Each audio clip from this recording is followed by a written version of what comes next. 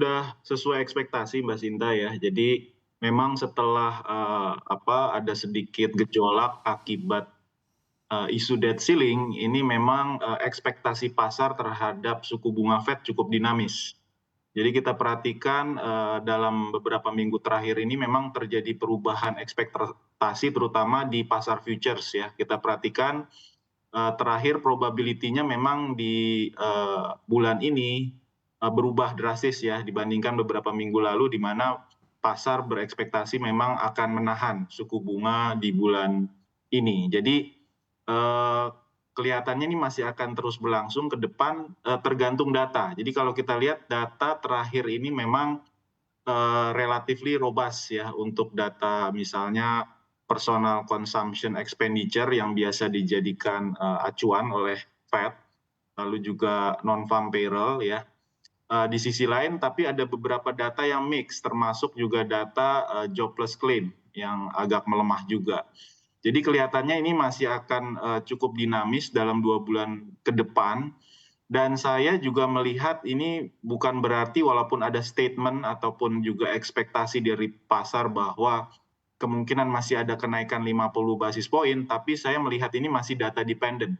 Jadi ada kemungkinan juga ada perubahan ekspektasi dalam bulan-bulan mendatang, tergantung data yang muncul ya, bagaimana perkembangan data terutama inflasi.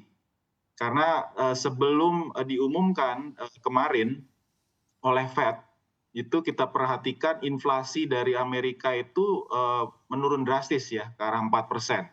Nah itu juga yang merubah juga sebagian ekspektasi dari pasar ya. Nah untuk rupiah sendiri memang, rupiah sedikit melemah ya.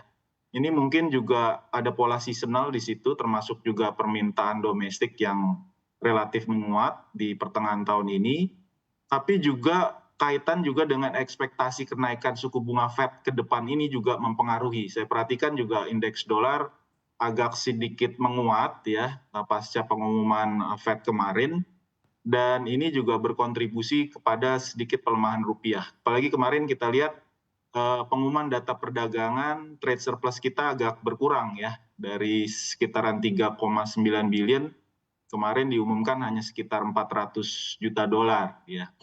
Nah ini juga, mungkin, membuat ekspektasi pasar, kelihatan juga, melihat untuk current account kemungkinan memasuki kuartal 3, kuartal 4 bisa saja mengarah ke defisit ya. Perkiraan saya sendiri mungkin kita akan kemungkinan defisit tapi tidak terlalu besar ya. Apalagi kita tahu sejak, Juni ini ya, tanggal 10 ini juga ada, pelarangan ekspor untuk mineral seperti boksit misalnya. Jadi ini juga akan turut mempengaruhi, selain itu juga domestic demand juga masih relatif baik, sehingga ini juga akan memicu import. Saya lihat untuk, pengumuman data ekspor kemarin juga import untuk barang modal juga meningkat cukup, baik ya, cukup kuat ya. Kira-kira itu Mbak Sinta.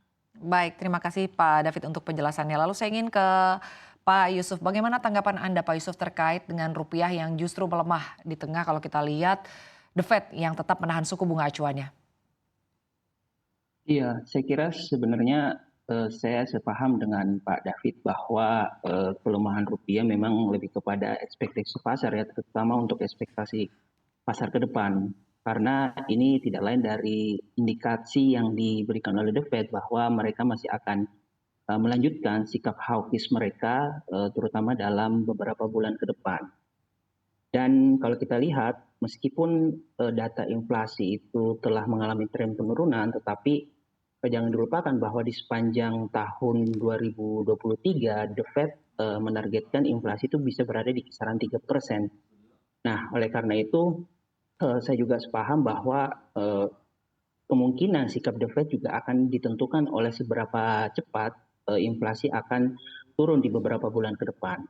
Nah, inflasi sendiri secara teoritis dan hubungannya dengan suku bunga itu ada semacam time lag ya. Artinya ketika suku bunga diturunkan, itu memerlukan waktu sampai kemudian akan mempengaruhi inflasi. Nah, inflasi yang terjadi di Amerika Serikat saat ini adalah dugaan saya adalah hasil dari kebijakan The Fed yang sudah menurunkan suku bunga acuan dalam beberapa bulan ke belakang ya, bahkan di akhir tahun 2022 kemarin. Nah, sehingga kita sudah melihat hasilnya, inflasi sudah mulai turun. Nah, makanya The Fed kemudian akan melihat kembali sampai dengan akhir tahun, apakah kemudian mereka perlu kembali menaikkan suku bunga acuan untuk menahan laju inflasi. Nah, kalau seandainya dalam 6 bulan ke depan ternyata inflasi sudah relatif melandai gitu ya, maka itu juga akan ikut menentukan seberapa jauh The Fed akan mengambil tindakan. Apakah kemudian dia tetap stay dengan apa yang disampaikan sekarang dengan mengambil 2 kali menaikkan suku bunga acuan atau bahkan 1 kali menaikkan suku bunga acuan. Jadi ini sekali lagi akan tergantung dari data inflasi. Nah, untuk nilai tukar sendiri betul bahwa menurut saya ini juga dipengaruhi oleh sentimen pasar, terutama juga saya menambahkan sedikit terkait perekonomian global, apalagi Cina ya. Cina sekarang ini menjadi salah satu negara yang dipantau karena ternyata data-data perekonomian mereka setelah COVID-19 yang tadinya diekspektasikan itu membaik, tetapi ternyata tidak sebagus yang diekspektasikan oleh banyak pihak. Sehingga ini yang kemudian menurut saya juga ikut mempengaruhi sentimen pasar terhadap perkembangan perekonomian global ke depan dan juga ikut akan mempengaruhi volatilitas dari nilai tukar di beberapa bulan ke depan. Baik, jadi kalau menurut kacamata Anda, pelemahan rupiah ini masih akan terus berlanjut atau sifatnya hanya sementara saja?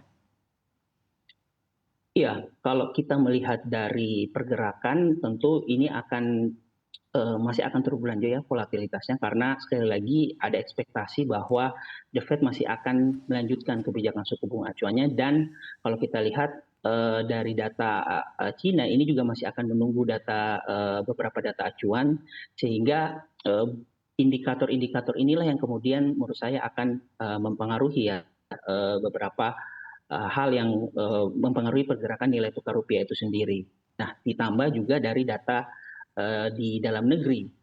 Kalau kita lihat kan data dalam negeri itu juga misalnya inflasi, apakah kemudian target inflasi di sepanjang tahun ini akan tercapai atau tidak, itu juga akan ikut menentukan karena itu ada hubungannya dengan kebijakan suku bunganya BI yang kemudian apakah kemudian akan menaikkan atau menurunkan sesuai dengan langkah dari atau angka dari inflasi itu sendiri.